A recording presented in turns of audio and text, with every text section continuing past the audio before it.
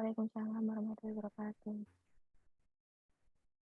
Perkenalkan, saya Dita Nafira Hidayat, perwakilan dari kelompok selaku moderator dalam seminar kasus kelompok pada hari ini. Dan sebelumnya terima kasih kami ucapkan kepada Bapak Budi Widianto MN yang telah berkesempatan hadir pada hari ini, dan juga kepada Ibu Leni Karlina Escape Nurse yang sudah berkesempatan memberikan waktunya untuk hadir pada seminar kasus kelompok kami pada hari ini. Untuk mempersingkat waktu, langsung saja saya persilahkan kepada Mas Made untuk memaparkan materi yang akan dipresentasikan.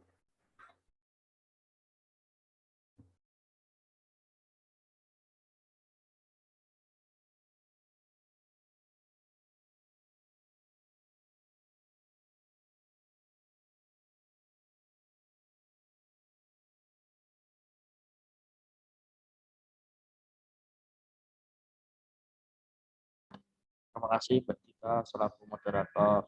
Mohon izin Pak untuk mematikan kamera, hanya sinyalnya kurang bagus. Saya akan share screen ke PPT-nya.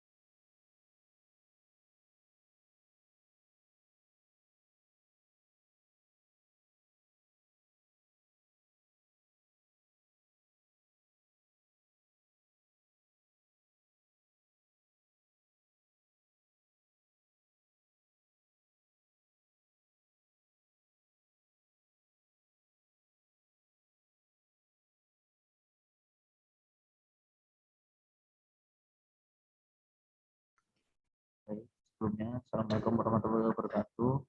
Selamat sore Bapak dan Ibu, Pak Budi dan Bu Leni selaku pembimbing pada praktek gerontik. Ini, perkenalkan nama saya Made. Ini saya akan mempresentasikan kasus kelolaan kelompok dengan asuhan keperawatan gerontik pada Nyonya S dengan rheumatoid arthritis di Kelurahan Palebon, Kecamatan Pedulungan, Kota Semarang.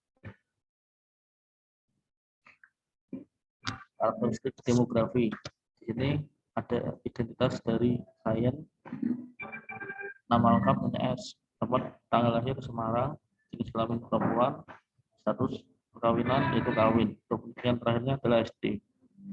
Agamanya Islam, suku bangsa Jawa, golongan darah AB, diagnosa medis yaitu rheumatoid arthritis.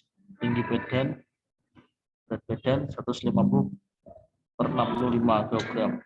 Untuk alamatnya itu sendiri di Kelurahan Palebon, Kecamatan Pedulungan, Kota Semarang. Keluarga yang dekat yaitu saudara I. Hubungannya adalah anak dari klien. Untuk riwayat pekerjaan tidak bekerja, sebelumnya itu petani. Untuk pendapatan dari anak, kecukupan pendapatan itu cukup. Untuk selanjutnya adalah status kesehatan. Status kesehatan saat ini, keluhan utama dalam 1 tahun terakhir yaitu dengan kakinya di sebelah kanan dan kiri sering sakit selama kurang lebih 1 tahun dan dahulu pernah buka dari lutut ke bawah. Klien mengatakan jika sakit nyerinya kambuh hanya meminum obat yang diberi dari apotek. Untuk pengajian PGRST-nya, pada saat beraktivitas penyakitnya itu kambuh, kakinya seperti tertusuk-tusuk, R sendi lutut pada kaki dengan skala 6 untuk time-nya hilang timbul. Gejala yang dirasakan nyeri terutama pada sendi dengan skala 6. Waktu mulai timbulnya lebih sering pada malam dan pagi hari. Untuk faktor pencetusnya itu usia, upaya mengatasinya. Selain mengatakan pernah melakukan pengobatan ke rumah sakit, timbulnya keluhan yaitu meledak dan hilang tinggi. Riwayat kesehatan masa lalu. Penyakit yang pernah diderita yaitu rheumatoid arthritis. Riwayat alergi tidak ada, riwayat kecelakaan tidak ada, riwayat dirawat di rumah sakit juga tidak ada, riwayat pemakaian obat. Selain memakai obat yang diberikan dari puskesmas yaitu metoprolol 4 mg 2 kali 1 dan natrium diklofenat 50 mg 2 kali 1. Untuk pemeriksaan fisik keadaan umum itu lemah, kesadaran psikosmotoris dengan GCS yang didapatkan P4, P5, M6. Tanda-tanda vital saat dikaji, tekanan darah 140/90, suhu 36 derajat, nadi 80 kali per menit, RR 24 kali per menit. Ini namanya belum.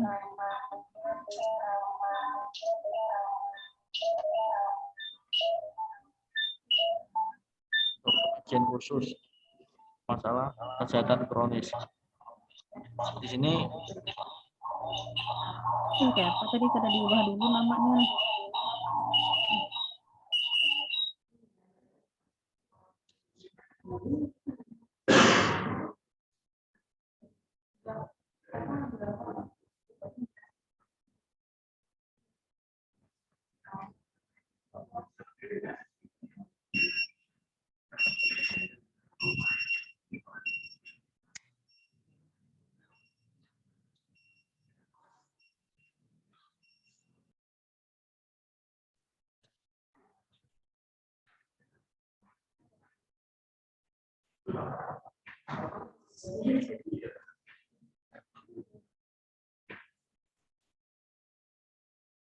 lanjut untuk masalah kesehatan kronis. Di sini yang pertama masalah kesehatan kronis, ada pengkajian. Untuk pengajiannya langsung saja dari A, B, C sampai I diperoleh skor sebanyak 26 sampai 50, yaitu masalah kesehatan kronis dalam tingkat sedang. Untuk pengajian yang kedua dari 1 sampai 11 didapatkan hasil sebanyak dengan nilai 27 sampai 30 dengan keterangan yaitu normal. Lanjut keseimbangan, ini diperolehkan skor sebanyak 19 dengan keterangan resiko jatuh sedang. Untuk pengkajian kemandirian kita menggunakan Bartel Index dengan memperoleh skor 60 sampai 90, ketergantungan moderate. Selanjutnya geriatric depression mendapatkan skor 0, yaitu tidak depresi. Untuk upgrade keluarga mendapatkan skor 6.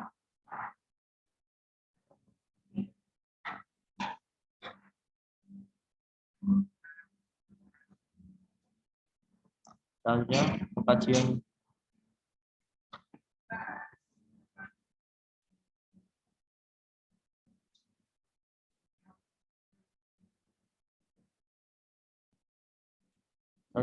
pengkajian kecemasan mendapatkan skor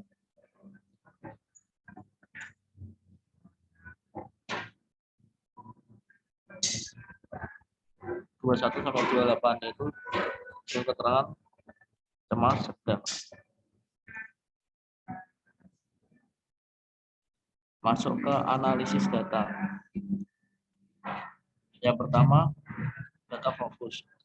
Dengan data subjektif yang kita temukan, klien mengatakan sendi lutut, kaki kanan dan kiri terasa sakit dan sangat mengganggu pada saat beraktivitas, seperti tertusuk-tusuk pada bagian sendi kaki dengan skala 6 dengan time bilang 1000.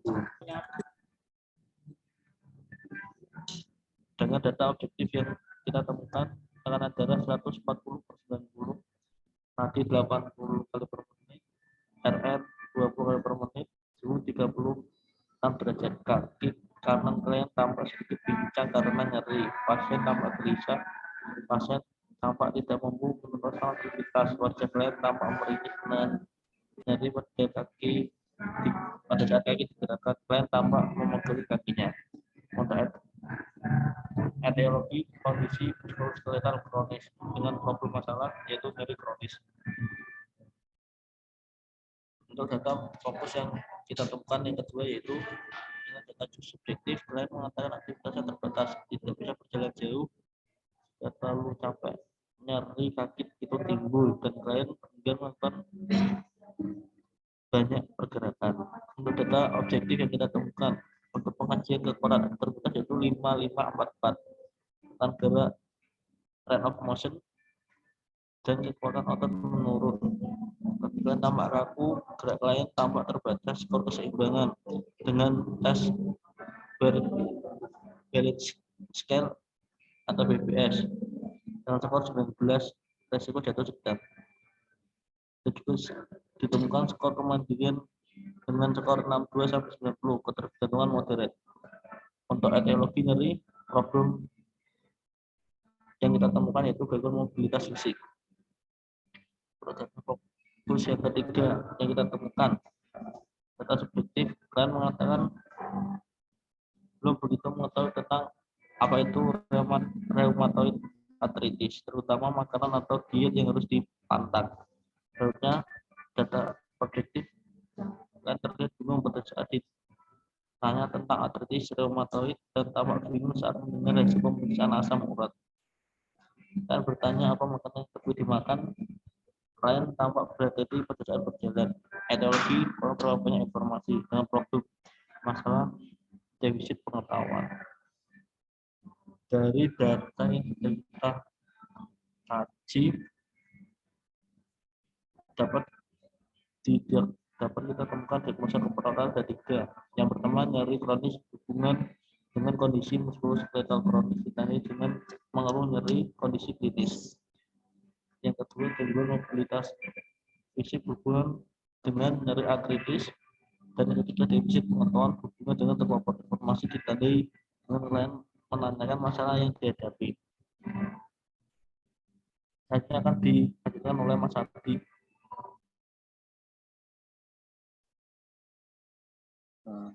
Ya, terima sebelumnya. Apakah suara saya terdengar? Halo? Halo? Ya, terdengar Mas Adi. Saya akan melanjutkan intervensi dari ASTOP. Yang pertama yaitu Senin 22 November, diagnosa dengan kondisi muskuloskeletal kronis dikait dengan nyeri. Halo Mas Made, Halo? bisa geser ke implementasi evaluasi langsung Mas? Oh, langsung ya Pak, langsung ya. Saya geser Pak, sebentar Pak.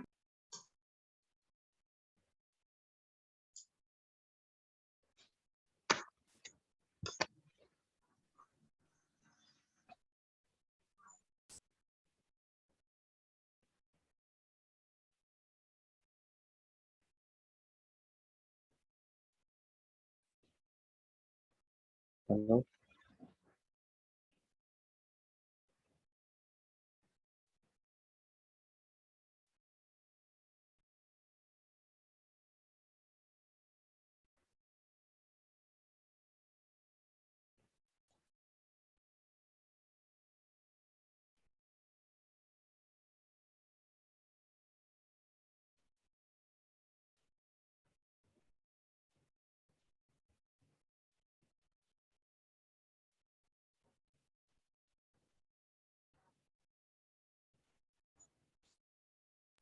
Yang ini ya Pak, implementasi. Oke, tolong dibesarkan.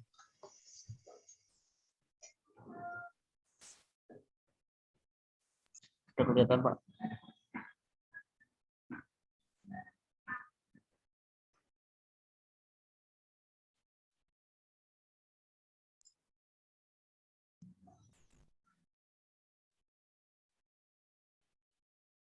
Oke, good. Ya, good. Ya, selanjutnya untuk implementasi keperawatan pada hari pertama, Senin 22 November, diagnosa nyeri kronis berhubungan dengan kondisi muskuloskeletal, kronis ditandai dengan masalah nyeri, dengan implementasi yang pertama yaitu mengidentifikasi lokasi karakteristik, durasi, frekuensi, kualitas, intensitas secara komprehensif. Yang kedua yaitu untuk mengobservasi reaksi nonverbal dan ketidaknyamanan. Yang ketiga, mengajarkan teknik non-farmakologis untuk mengurangi rasa nyeri. Terus yang keempat, memonitor TTV. Yang kelima, mengajarkan penkes tentang rheumatoid arthritis. Didapatkan data subjektif dengan klien mengatakan nyeri pada sendi lutut pada kaki kanan dan sering pasien merasakan sangat tidak nyaman dengan pengkajian nyeri. P saat beraktivitas, Q tertusuk-tusuk, R sendi lutut kaki dengan skala 6, nyeri hilang timbul. Klien mengatakan tidak nyaman saat beraktivitas waktu timbul nyeri. Yang kedua yaitu klien mengatakan sangat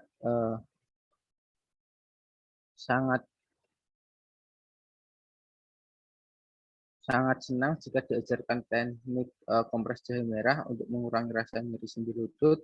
Yang ketiga, klien dan keluarga bersedia diberikan pankes. Dengan data objektif, tekanan darah 140/90, nadi 80, respirasi 20, suhu 36. Dengan data objektif, klien tampak sakitan saat nyeri timbul, kaki klien tampak kaku, klien tampak gelisah, susah beraktivitas saat nyeri timbul, klien dan keluarga kok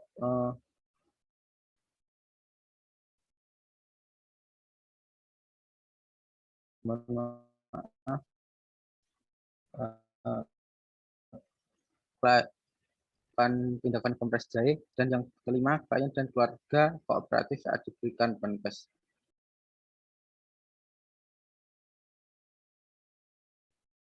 Yang kedua yaitu Senin 22 November dengan diagnosa gangguan mobilitas fisik berhubungan dengan nyeri ditandai dengan nyeri saat bergerak, sulit menggerakkan ekstremitas dan gerakan terbatas. Dengan implementasi mengidentifikasi adanya nyeri dan keluhan luka fisiknya, melibatkan keluarga untuk membantu pasien dalam meningkatkan pergerakan dan menganjurkan untuk berjalan atau bangkit, duduk dan tidur dengan perlahan-lahan, memfasilitasi aktivitas mobilisasi, alat bantu saat berjalan, dan mengajarkan klien ROM aktif. Dengan data subjektif, klien mengatakan masih takut untuk berjalan jauh. Yang kedua, klien mengatakan sangat terganggu saat beraktivitas jika nyeri timbul.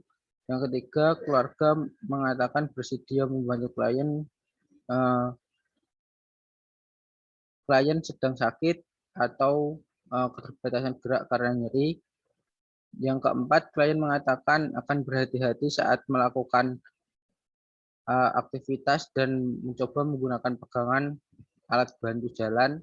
Yang kelima, klien dan keluarga bersedia melakukan ROM aktif supaya tidak kaku. Dengan data objektif, ekstremitas atas kekuatannya 55 dan yang ekstremitas bawah kan kiri 44. Dengan skor keseimbangan tes bareng balance scale dengan skor 19, resiko jatuh sedang. Skor kemandirian keterangan 62-90, ketergantungan moderate. Dengan yang pertama yaitu klien tampak berhati-hati saat berjalan.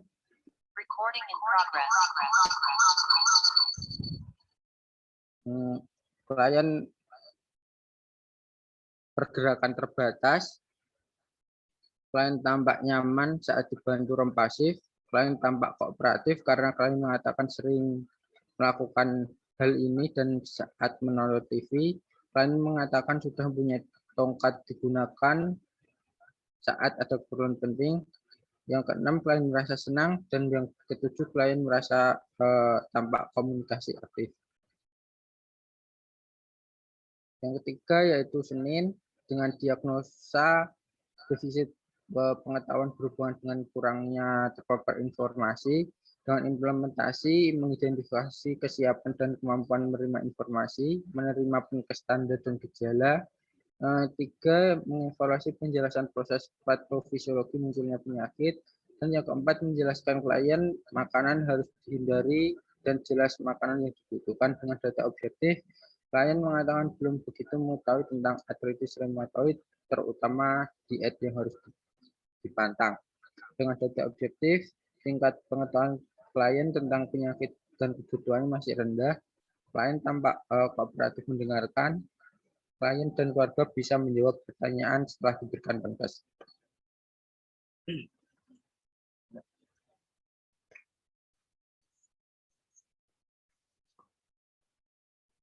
Ya, selanjutnya pada hari yang kedua yaitu dengan nyeri kronis, diagnosa nyeri kronis, dengan diberikan implementasi pengkajian PGRST, observasi non-verbal, mengajarkan teknik non-farmakologis untuk mengurangi rasa nyeri, monitor tanda-tanda vital, mengajarkan penkes tentang rheumatoid arthritis. Dengan data objektif, klien mengatakan sakit pada kaki berkurang saat diberikan kompres jahe.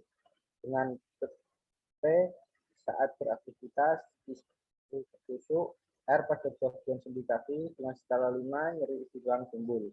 Dengan data objektif, klien tampak lebih rileks diberikan kompres jahe dengan tekanan darah 137/92, nadi 84, respirasi 20 kali per menit dengan suhu 36. Dengan data objektif, klien tampak merinding sakitan jika nyeri timbul, kaki klien tampak kaku, klien tampak bisa beraktivitas saat nyeri timbul, klien dan keluarga dapat kooperatif selama dilakukan tindakan kompres jahe. Masih ada edema di lutut sebelah kanan, bentuk jari dan tangan abnormal, tak tampak kemerahan, terus diberikan terapi methylprednisolone 4 mg 2 kali 1 per oral, natrium diclofenac 50 mg 2 kali 1 per oral. Selanjutnya yaitu diagnosa yang kedua, gangguan mobilitas fisik berhubungan dengan nyeri sampai dengan saat bengkak. Dengan diberikan implementasi mengidentifikasi adanya nyeri dan keluhan fisik lainnya, melibatkan keluarga untuk meningkatkan pergerakan, menganjurkan untuk berjalan atau berdiri duduk dan tidur dengan perlahan-lahan, memfasilitasi aktivitas mobilisasi alat bantu saat berjalan. Dengan data subjektif, klien mengatakan aktivitas masih terbatas, tidak bisa jalan jauh, dan nyeri masih hilang timbul. Yang kedua, klien mengatakan masih sulit bergerak. Yang ketiga, klien mengatakan senang dan diinstruksikan ROM latihan lutut. Dengan data objektif, lutut kaki masih kaku, klien kooperatif dan mau bertanya, klien mengikuti gerakan yang diajarkan dan kooperatif. Klien kaki kanan klien masih tampak kencang saat berjalan dan klien tampak berhati-hati saat berjalan. Selanjutnya untuk hari kedua diagnosa ketiga yaitu defisit pengetahuan dengan kurangnya terpapar informasi ditandai dengan klien menanyakan masalah yang dihadapi dengan implementasi mengidentifikasi kesiapan dan kemampuan menerima informasi, mengevaluasi penkes tanda dan gejala, mengevaluasi penjelasan proses patofisiologis munculnya penyakit, Menjelaskan pada klien makanan harus dihindari dan jelas makanan yang dibutuhkan klien. Dengan data subjektif, klien mengatakan sudah mengetahui tentang rheumatoid arthritis, terutama dietnya. Dengan diagnosa objektif, dengan data objektif, tingkat pengetahuan klien tentang penyakitnya dan kebutuhan perawatan masih rendah. Yang kedua, klien tampak kooperatif mendengarkan, dan yang ketiga, klien dan keluarga menjawab setelah dilakukan pendidikan kesehatan. Selanjutnya, untuk hal yang ketiga, untuk diagnosa pertama, nyeri kronis, dengan implementasi pengkajian PCRST, mengobservasi reaksi nonverbal dan ketidaknyamanan, mengajarkan teknik non-farmakologis untuk mengurangi rasa nyeri, memonitor tanda-tanda vital, mengajarkan kontes tentang rheumatoid arthritis. Dengan data subjektif, klien mengatakan rasa sakit pada kaki berkurang saat diberikan terapi kompres jahe. Dengan rheumatoid arthritis seperti bertusuk pada bagian sendi kaki, R-nya dengan skala 4, nyeri hilang timbul. Dengan data objektif, klien tampak rileks diberikan kompres jahe dengan tekanan darah 140/90, nadi 80 kali per menit, respirasi 20, suhu 36 derajat Celcius. Klien tampak meringis kesakitan. Yang ketiga, klien tampak gelisah dan susah beraktivitas saat nyeri timbul. Klien keluarga dapat kooperatif selama diberikan tindakan kompres jahe. Edema lutut berkurang. Bentuk jari tangan abnormal, tampak kemerahan. Masih sama, obat terapinya metronidazole 4 mg 2 kali 1 per oral, natrium diclofenac 50 mg 2 kali 1 per oral.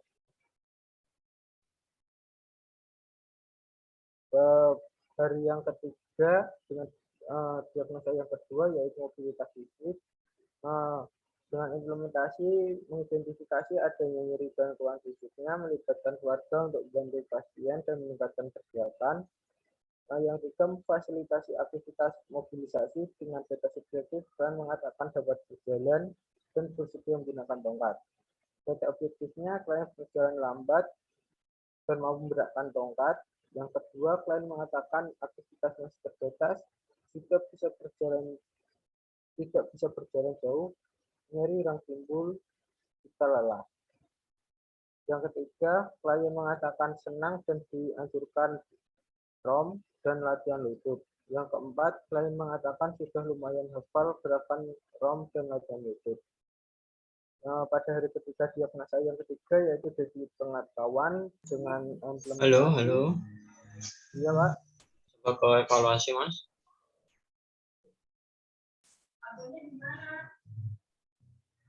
Abonnya, ini kok sosis? Ini tapi nggak ada dadanya. Ya, selanjutnya untuk evaluasi perawatannya pada Minggu 28 November dengan diagnosa nyeri kronis,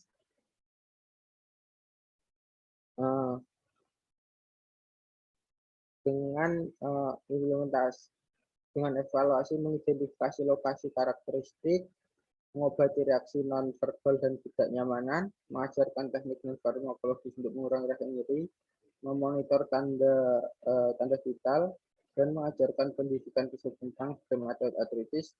Dengan subjektifnya, data subjektif, klien mengatakan rasa sakit pada kaki berkurang pada saat diberikan terapi kompres jahe. Dengan monitor nyeri P karena rheumatoid arthritis, I seperti ditusuk, R pada bagian sendi, skala nyeri 1, nyeri hilang timbul. Klien mengatakan sudah bisa lakukan kompres hangat menggunakan jahe secara mandiri. Klien mengatakan sudah minum obat dengan rutin sesuai anjuran. Dengan objektif, klien tampak rileks saat diberikan terapi kompres jahe.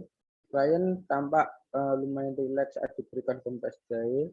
Edema lutut sebelah kanan hilang. Klien mampu melakukan kompres jahe dengan mandiri. dengan obat metronidazole 4 mg 2 kali 1 per oral dan natrium diklofenat 50 mg 2 kali per oral dengan tekanan darah 120 ke 80, nadi 80, respirasi 20, suhu 36,5. Dengan analisa masalah nyeri kronis teratasi dan planningnya bertahankan intervensi. Yang pertama, kaji nyeri secara komprehensif. Yang kedua, monitor TTP. Yang ketiga, menganjurkan minum obat secara rutin. Yang keempat, mengevaluasi pengelolaan rheumatoid arthritis. Dan yang terakhir, berikan teknik non farmakologis. Cukup.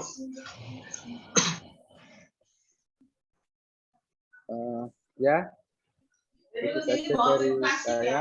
Terima kasih. Mohon maaf jika ada salah kata dan perbuatan. Wassalamualaikum warahmatullahi wabarakatuh. Saya kembalikan ke moderator. Baik, terima kasih kepada Mas Made dan juga Mas Adil yang sudah memaparkan kasus kelompok kita untuk praktek neurontik.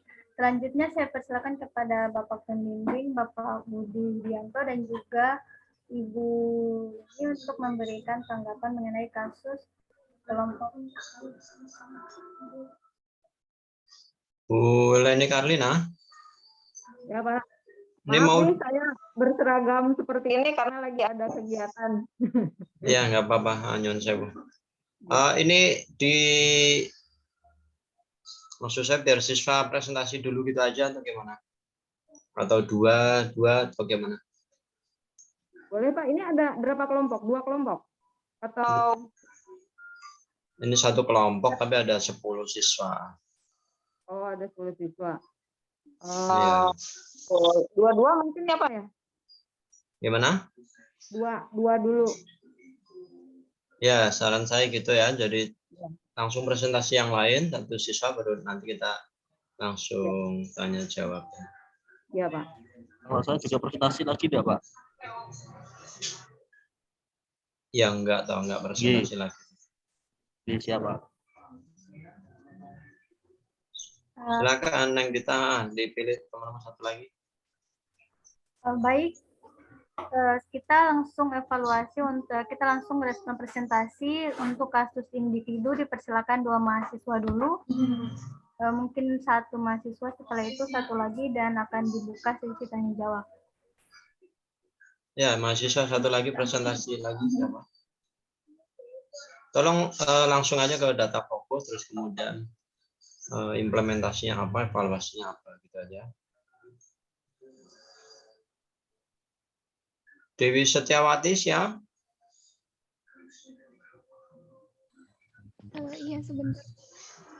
Ya silakan Dewi Setiawati. Sebentar Pak.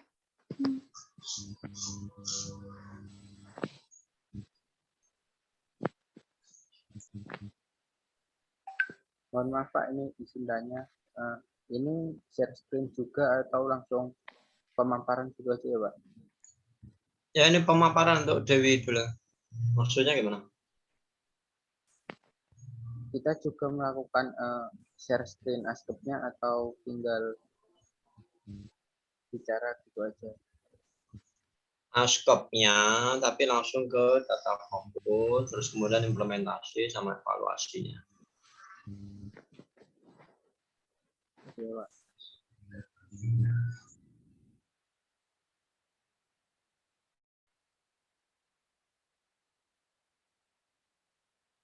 Sebentar Pak.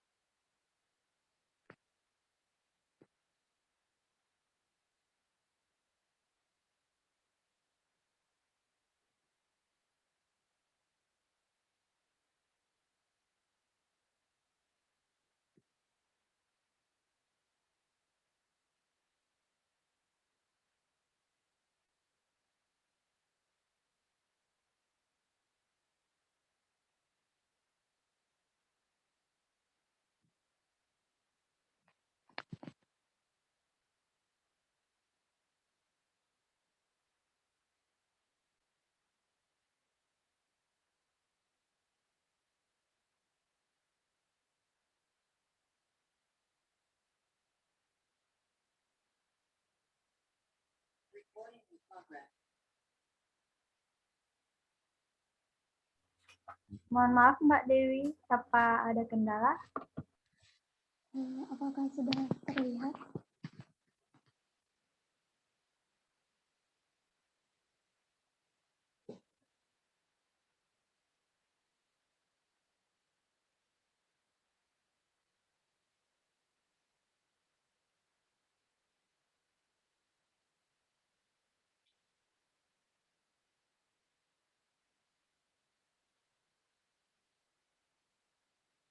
Di sini saya akan mempresentasikan asuhan keperawatan gerontik pada Nyonya U dengan hipertensi di wilayah Puskesmas Banjaranyar Ciamis, Jawa Barat.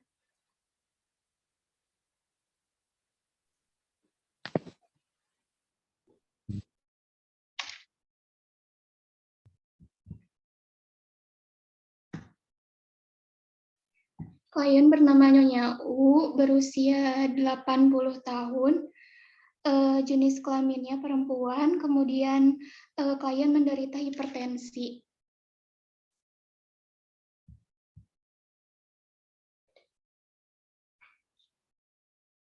Apakah suaranya terdengar?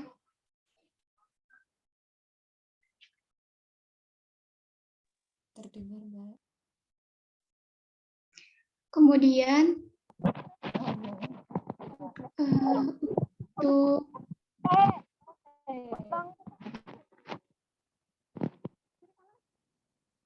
riwayat kesehatan, klien merasa sering pusing, kemudian sakit kepala, tengkuk terasa berat. Klien mengatakan gejala timbul secara mendadak ketika tekanan darah meningkat.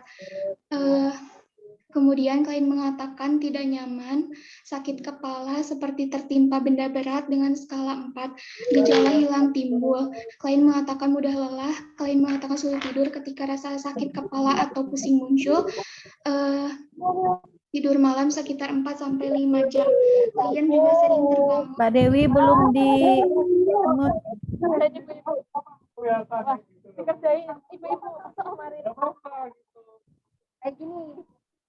Oh, belum.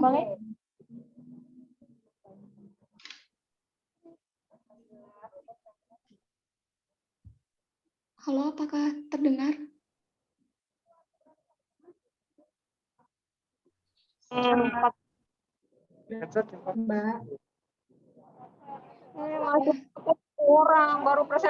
Saya lanjutkan. Klien mengatakan sulit tidur ketika rasa sakit kepala atau pusing muncul, tidur malam sekitar 4-5 jam. Klien juga sering terbangun dan frekuensi berkemihnya itu meningkat pada malam hari. Klien mengatakan kurang paham mengenai definisi penyebab dan cara penanganan hipertensi. Kemudian klien juga mengatakan kadang masih mengonsumsi makanan yang berlemak dan mengandung garam. Klien juga ketika ditanya masih tampak bingung tentang penyakit hipertensi dan belum mengetahui makanan yang dianjurkan ataupun yang harus dihindari oleh penderita.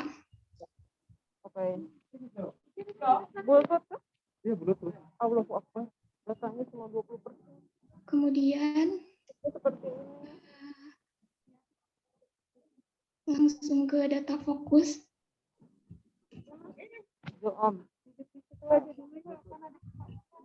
Ini hasil pengkajian khususnya untuk masalah penyakit kronis, yaitu termasuk kesehatan kronis sedang.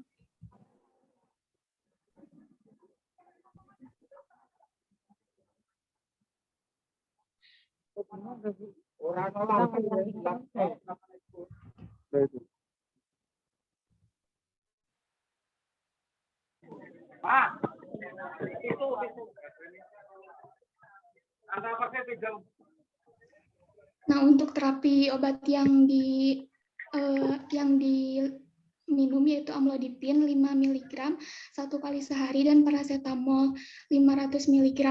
Nah, ini untuk analisa datanya ditemukan dari hasil pengajian klien sering merasa pusing dan sakit kepala, tenggung terasa berat. Klien mengatakan gejala timbul secara mendadak ketika tekanan darah meningkat dan apabila telat makan. Kemudian klien mengatakan tidak nyaman, sakit kepala seperti tertimpa benda berat dengan skala 4. Gejala hilang timbul. Klien mengatakan memiliki riwayat hipertensi dan juga gastritis. Klien mengatakan sulit tidur ketika sakit kepala muncul. Untuk DO-nya, klien tampak menunjuk ke daerah yang nyeri, yaitu pusing. Kemudian hasil pengajian penyakit kronis itu diperoleh skor 30, yaitu masalah kesehatan kronis sedang. Tekanan darahnya itu 150/90.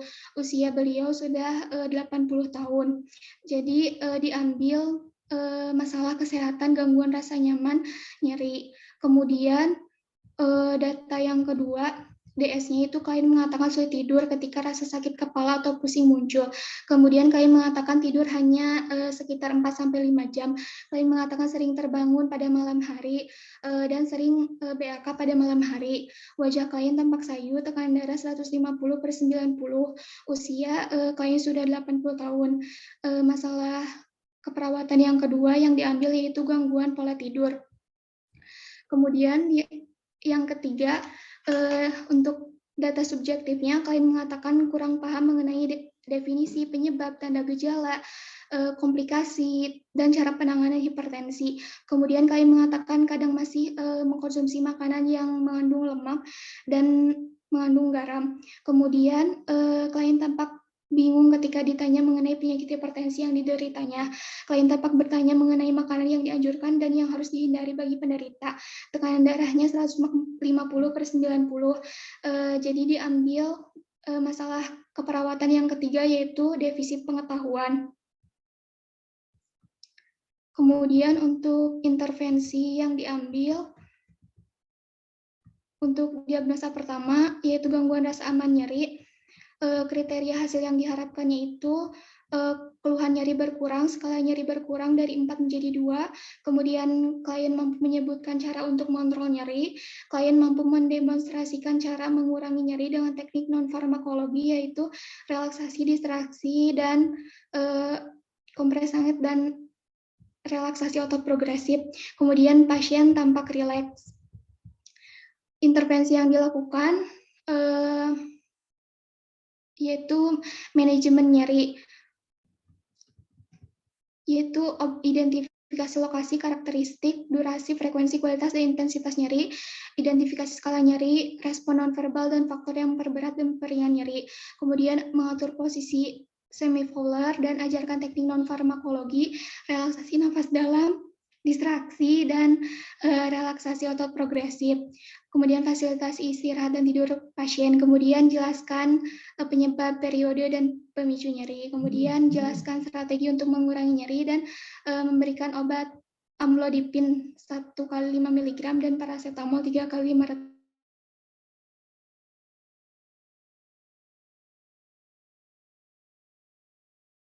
mg. Kemudian untuk diagnosa yang kedua, gangguan pola tidur, kriteria hasil yang diharapkan itu tidak ada. Kemudian tanda-tanda vital dalam batas normal, pasien dapat tidur 6-8 jam setiap malam. Intervensinya dukungan tidur, yaitu identifikasi pola aktivitas dan tidur, kemudian identifikasi faktor pengganggu tidur, modifikasi lingkungan, anjurkan klien untuk mengenakan pakaian yang dapat menyerap keringat, batasi waktu tidur siang, ajarkan teknik non-farmakologi, terapi rendam kaki air hangat. Kemudian tetapkan jadwal tidur rutin dan jelaskan pentingnya tidur untuk kesehatan lansia. Kemudian untuk diagnosa yang ketiga, defisit pengetahuan, kriteria hasilnya itu diharapkan pasien mampu menjelaskan kembali tentang pendidikan kesehatan yang telah diberikan, kemudian pasien termotivasi untuk melaksanakan anjuran yang diberikan. Untuk intervensinya yaitu melakukan edukasi kesehatan, yaitu identifikasi kesiapan dan kemampuan menerima informasi, identifikasi faktor-faktor yang dapat meningkatkan dan menurunkan motivasi klien, sediakan materi dan media edukasi kesehatan tentang hipertensi, kemudian memberikan kesempatan klien untuk bertanya dan jelaskan tentang penyakit hipertensi. Kemudian untuk implementasinya, hari hari pertama yaitu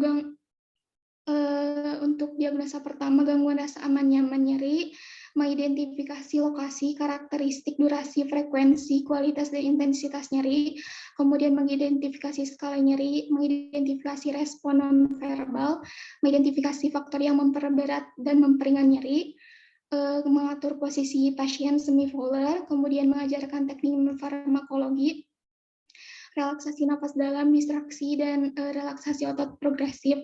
Kemudian memfasilitasi istirahat dan tidur pasien, dan menjelaskan penyebab, periode, dan pemicu nyeri.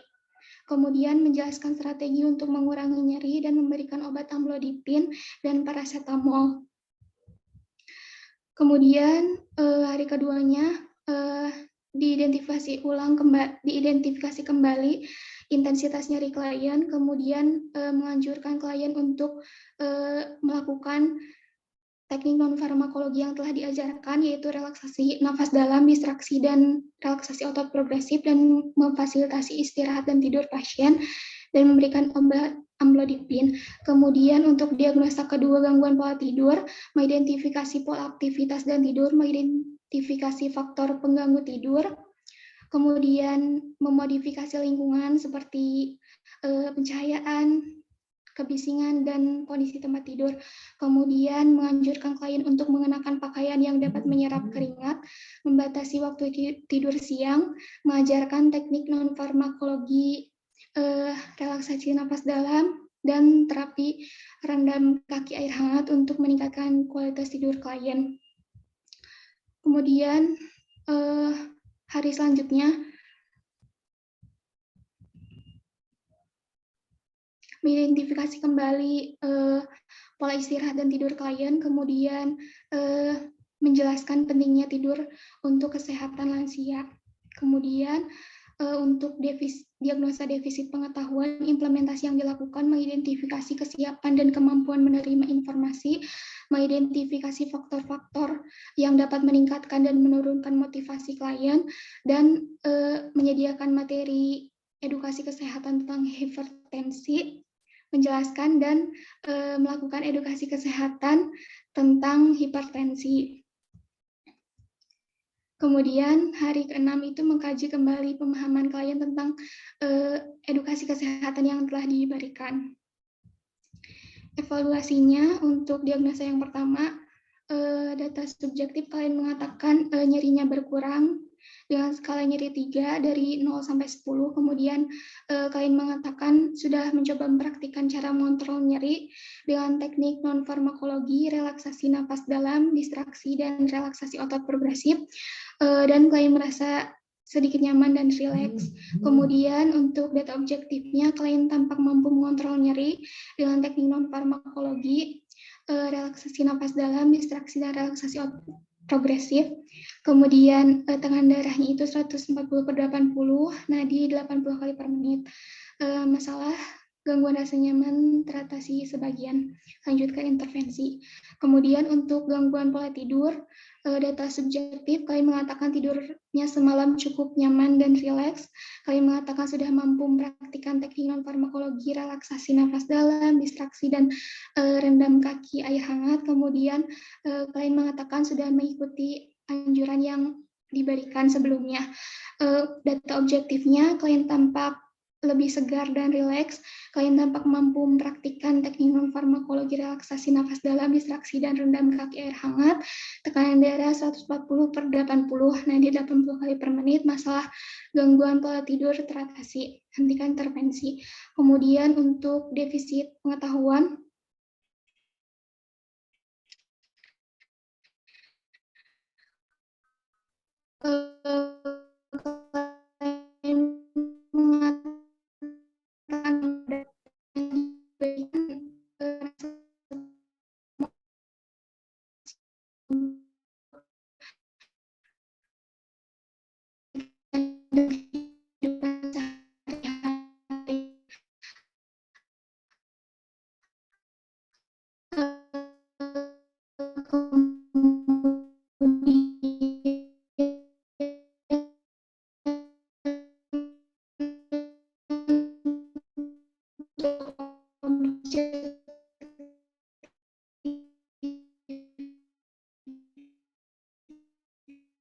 klien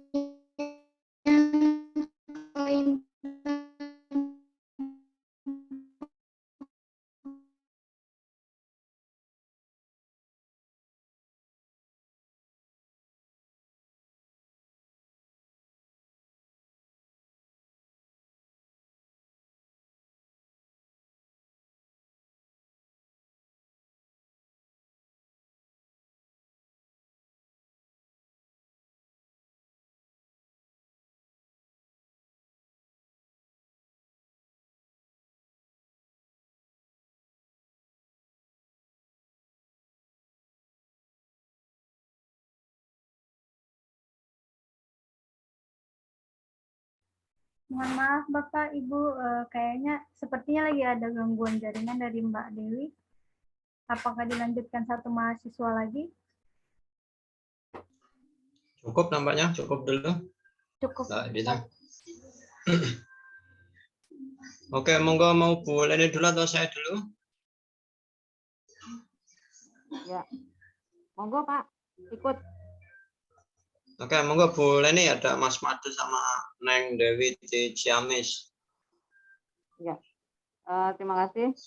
Saya akan duluan untuk klarifikasi tadi ya. Tadi punyanya Mas yang pertama itu usianya berapa ya Mas? 65 tahun, Bu. 65 tahun. Oke, terus yang punyanya Neng, berapa Neng?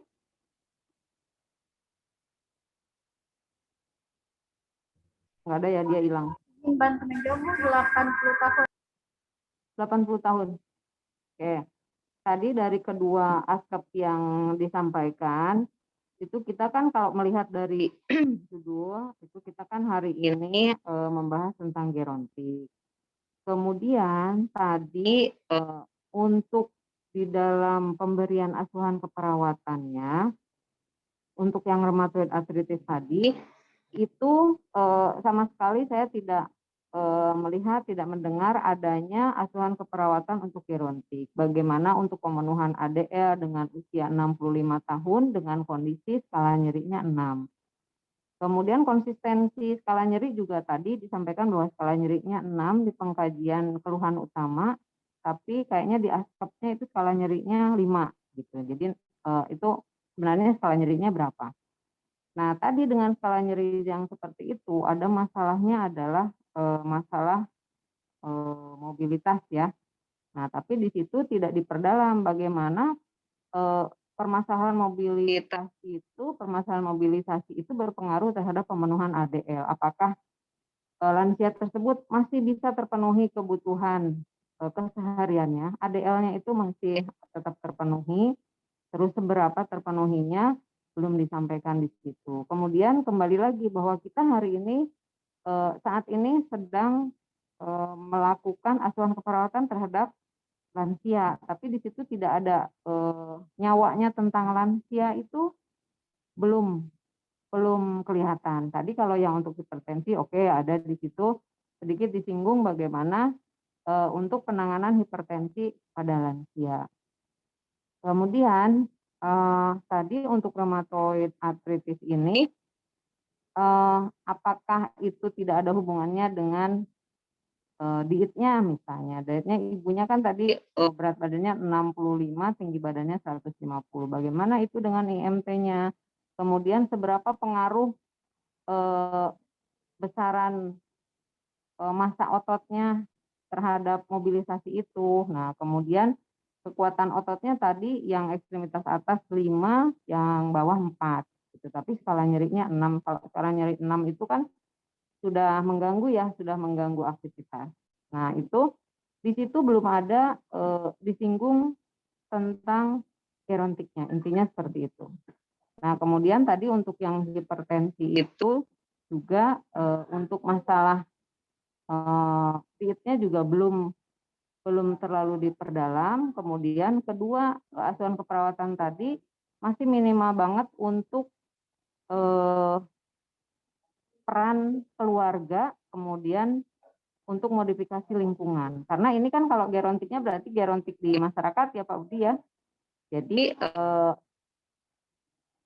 idealnya itu adalah bagaimana kita memberikan asuhan keperawatan yang bisa dilakukan di rumah, yang bisa dilakukan oleh pasiennya sendiri, kemudian oleh keluarganya untuk mengurangi masalah kesehatannya atau bahkan menghilangkan masalah kesehatannya. Itu mungkin dari saya. Terima kasih.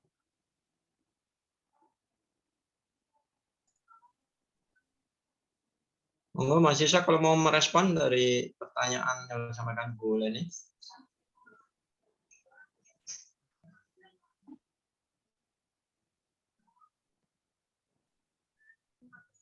Mas Made di Demak atau Neng Dewi di Ciamis? Oke, Pak. Dari Bu Leni, untuk itu saya mengajarkan teknik kompres hangat jahe, Bu. Jadi kita mengajarkan dalam 6 hari itu untuk mengatasi penyakit dari klien saya. Saya mengajarkan ke klien dan keluarganya supaya bisa diterapkan setiap hari seperti itu. Mengenai teknik kompres hangat menggunakan jahe merah. Oke. Terus untuk pemenuhan ADL-nya bagaimana? Untuk ADL-nya akan nanti mobilisasi, Bu. Saya mengajarkan juga ROM juga, Bu. Pada klien. Pasiennya kan harus mandi, harus makan. Itu bagaimana untuk memenuhi kebutuhan dasar yang seperti itu? Kan nyeri itu bergerak aja nyeri, skalanya 6. Bagaimana beliau berpindah dari tempat tidur ke kursi misalnya, dari kursi yang satu ke kursi yang lain, apakah itu masih bisa dipenuhi? Secara tadi Mas menyampaikan di situ bahwa ada gangguan mobilitas dengan skala nyeri 6. Kalau pemenuhan ADL biasanya klien itu dibantu oleh keluarganya, Bu. Anaknya kan di situ klien memiliki anak itu. Jadi misal dari tempat tidur mau ke depan, terus mau melihat TV itu dibantu dengan anaknya. Jadi di rumah itu dengan anaknya. Ya, oke.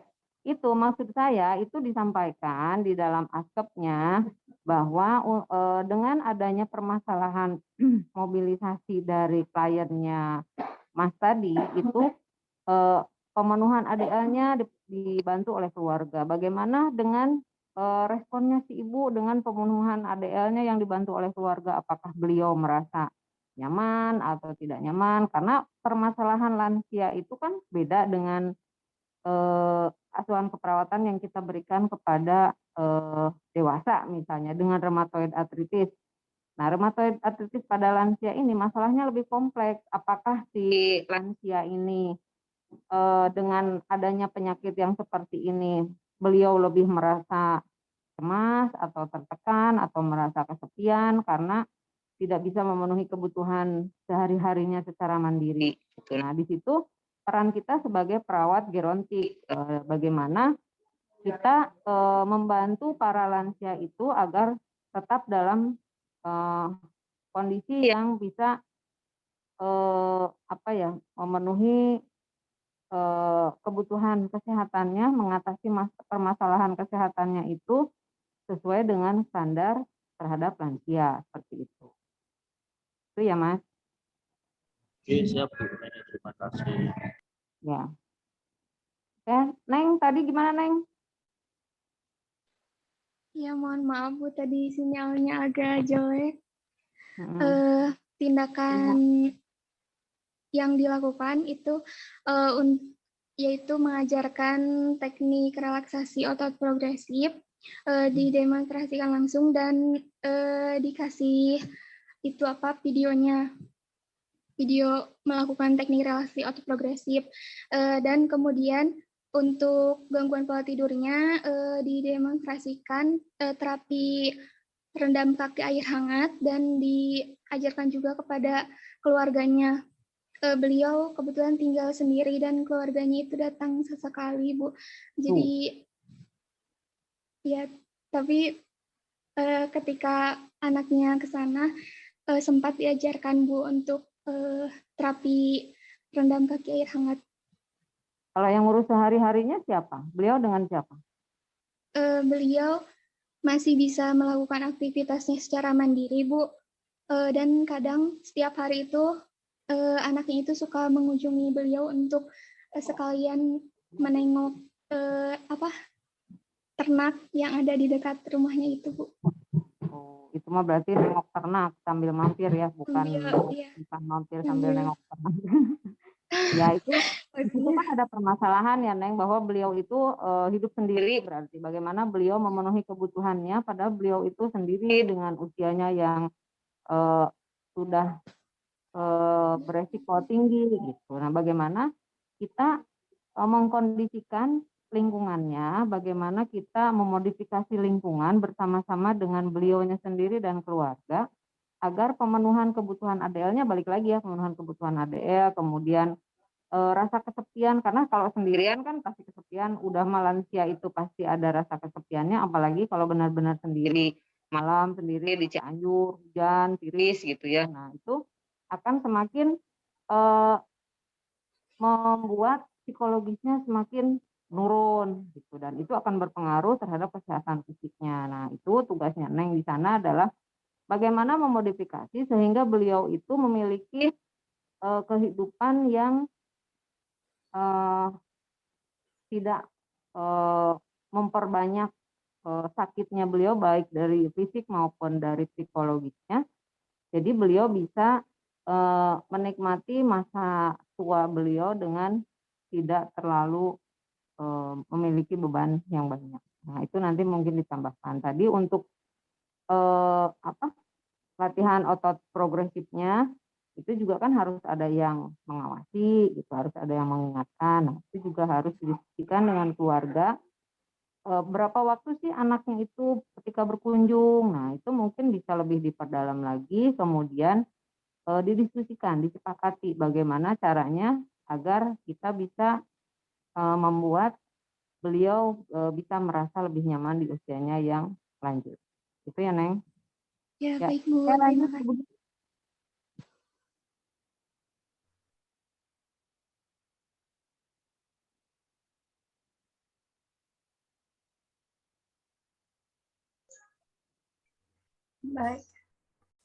Baik, terima kasih kepada Ibu Leni Karlina. Selanjutnya saya serahkan kepada Bapak Budi Widianto untuk waktunya, dipersilakan. Oke, alright. Terima kasih atas pemberian waktunya Mbak Dita Nafira Hidayat. Oke, ini Neng Dewi sama Blimada nih ya. Jadi saya menyoroti untuk belum ditampilkannya bagaimana standar pasien safety untuk kedua klien ini. Maksud saya gini, di kliennya Blimada ini ada aplikasi jahe gitu ya untuk RA dengan umur 65. Yang kita sudah sama-sama tahu semakin tinggi umur kita, semakin menipis kulit, terus kemudian mudah kering, terus kemudian mudah friksi juga gitu ya, lansia, hal-hal seperti itu. Nah, nanti tolong coba dipaparkan yang dilakukan kemarin bagaimana gitu, standar safety untuk jangka panjangnya untuk aplikasi saya, termasuk untuk Neng Dewi ini ketika memberikan kompres hangat, yang dilakukan bagaimana. Jadi maksud saya kalau melihat kalimat yang tertulis kan semuanya kompres hangat, ya, terus kemudian yang saya aplikasikan saya. Nah, kita belum melihat apa bedanya yang Anda lakukan ketika klien ini itu lansia gitu loh. Apalagi 80 tahun kan, dengan kondisi yang kita tidak lihat fisiknya langsung gitu ya. Silakan.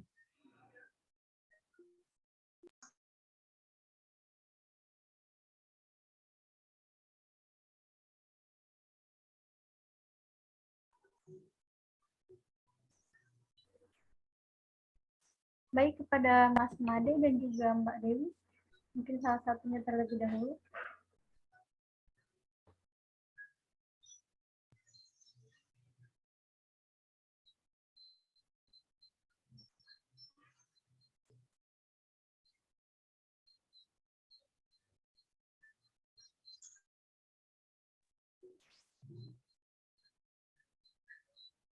Ke mana mereka? Jangan-jangan ke tempatnya Riki nih. Untuk saya tentang resiko jatuh kan karena klien kan juga resiko jatuhnya tadi di pengajian itu kan tugasnya sedang ya Pak. Untuk pengaplikasiannya cuma kita mengajarkan ke keluarganya saja Pak untuk selalu memperhatikan kliennya jika membutuhkan bantuan gitu Pak.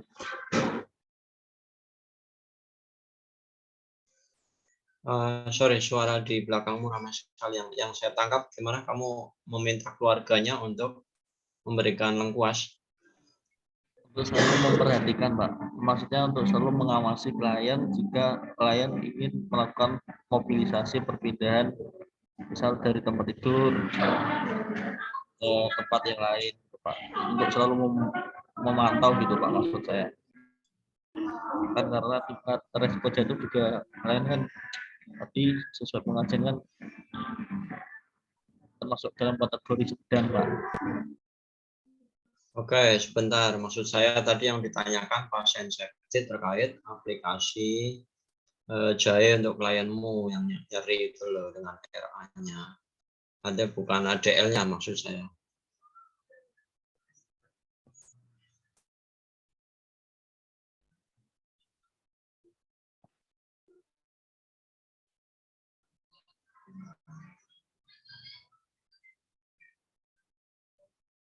Silakan Mas Made, mau direspon atau gimana? Mohon maaf Pak, kurang jelas tadi Pak. Pertanyaannya apa Pak? Oh, sorry kalau memang begitu. Rupanya sinyal di sana. Yang lain bisa dengar suara saya?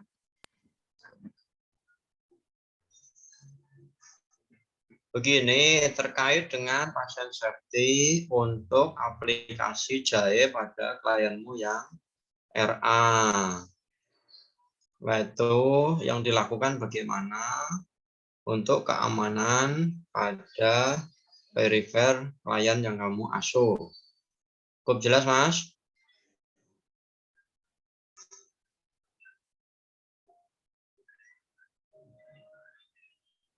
Iya Pak, sudah jelas Pak. Berarti untuk pasien safety atau kompres J-nya gitu ya Pak. Maksudnya mungkin dalam kita melakukan edukasi pemberian kompres J, misalnya untuk dosisnya dan takarannya itu seberapa, terus menggunakan air hangat itu jangan terlalu panas dengan misal merebus airnya itu jangan terlalu lama gitu Pak, supaya membuat pasien itu selalu aman saat klien itu melakukan kompres hangat menggunakan jahe gitu Pak. Itu yang kamu maksud jahe itu dicake, jahe diparut atau ya kompres? Dia Pak untuk kompres hangatnya itu, jadi untuk langkah-langkahnya itu kita menyiapkan 3-5 buah jahe, setelah itu kita parut secara lembut, setelah itu kita beri air hangat dan kita buat seperti semacam bubur gitu Pak. Kita kasih air kan jadi lembek gitu Pak, semacam bubur. Terus baru kita taruh di kasa ataupun itu apa sarung tangan gitu Pak, sapu tangan gitu, baru kita taruhkan pada bagian kaki atau sendi yang klien merasa nyeri gitu Pak. Oke, jadi berarti penghalangnya hanya sapu tangan gitu ya? Sapu tangan atau kasa bisa Pak. Yang penting berupa kain kayak kain mori gitu juga bisa. Kalau yang kemarin yang dilakukan apa Nang? Buku saya kemarin ada kasa, saya pakai kasa Pak. Tapi saya kasih tahu ke klien untuk jika tidak ada kasa bisa pakai sapu tangan atau lap yang bisa meresap gitu Pak. Oke, saya bisa tangkap itu. Oke, nanti dievaluasinya dituliskan termasuk reaksi kulit di area yang terpapar. Oke, cukup untuk Mas Made. Neng Dewi mangga. Siap Pak, terima kasih Pak. Iya Pak, izin menjawab. Tindakan yang dilakukan itu sudah dilakukan terapi rendam kaki air hangat Pak. Jadi diperhatikan untuk pasien safety-nya, diperhatikan suhu airnya itu jangan terlalu panas, kemudian setelah kemudian merendam kaki air hangatnya juga jangan terlalu lama, sekitar 10-15 menit. Kemudian setelah direndam kaki air hangat, kakinya dikeringkan supaya tidak lembab, Pak.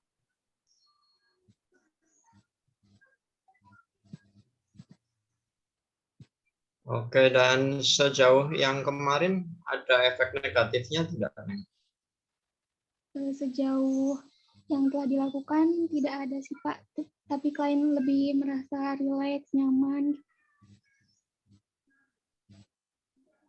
Oke, kalau memang begitu dan harapan saya ditulis lengkapnya di evaluasi gitu ya.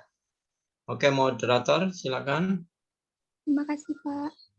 Nun.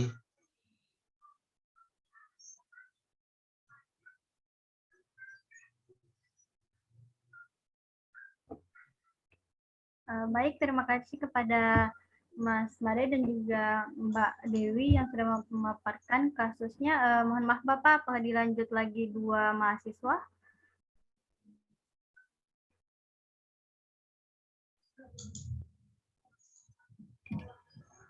Boleh nih, mau berapa?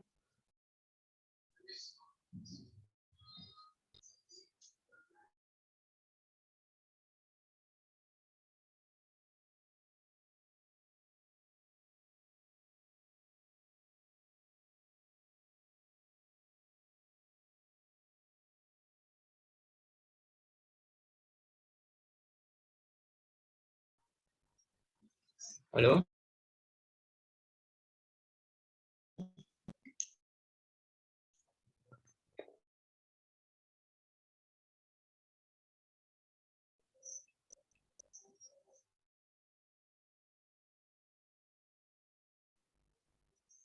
Halo?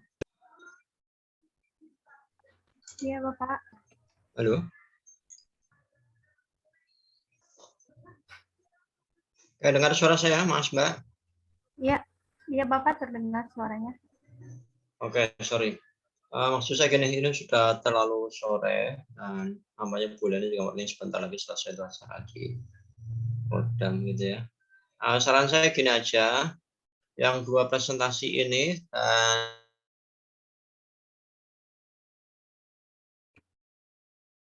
dan diupload. Yang belum tolong kalian presentasi direkam gitu aja, video. Terus kemudian nanti kumpulkan satu kelompok ini, linknya dikasihkan ke Pak Budi untuk Google Drive-nya, termasuk ASCAP dan lainnya. Gitu ya, Mbak Dita dan yang lain. Jadi saya ulangi, Bu Leni Wulan, siapa lagi? Mbak Faik, Mbak Bunga Ayu, terus siapa lagi? Mas Riki Erpindo, Mbak Vina Fitriana, Neng Dewi di Banjarnya. Besok Poltekkes mau ke Cukang Leles, Neng. Dekat kamu ada pegawai Poltekkes yang nikah di Cilongkrang. Kemudian Mbak Dita, kemudian siapa nih? Mbak Heni Oktarina Hasibuan ini ya.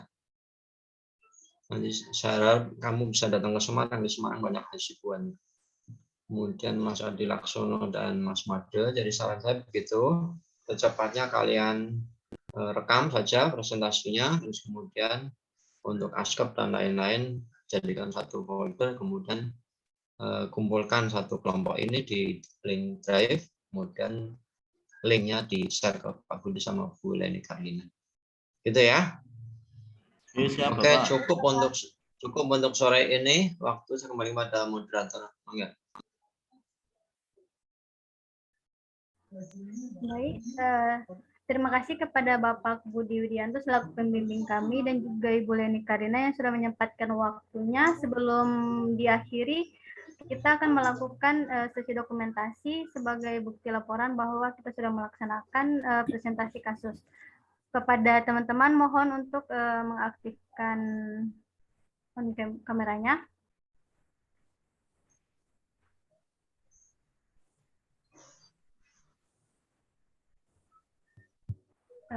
Baik, saya mulai.